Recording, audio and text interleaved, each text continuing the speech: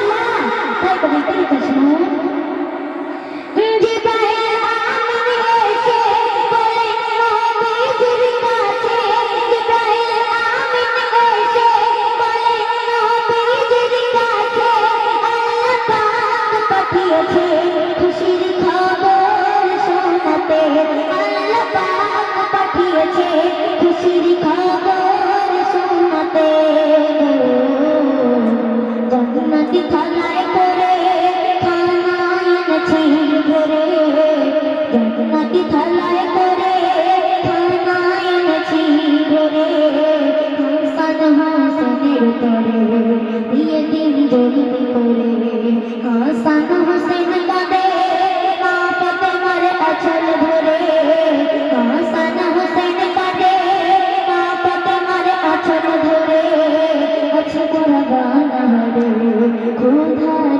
কতরে হাসান হোসেন কাঁদে গো শেষ কথায় আমি কিন্তু শোনো শোনো শোনো গো সবাই আজকে সারা দুনিয়ায় শোনো শোনো গো সবাই আজকে সারা দুনিয়ায় এমন হালত করো যদি আসে গো ধরায় এমন হালত করো যদি আসে গো ধরায় গো ইকবাল হাসান বলে সাগর ধৈর্য ধরে ইকবাল বলছে ইকবাল হাসান বলে সাগর ধৈর্য ধরে তাকে আল্লাহর করে ফল একদিন পাবে ফিরে হাসান হোসেন কাঁদে মা ফাতেমার আঁচল ধরে হাসান হোসেন কাঁদে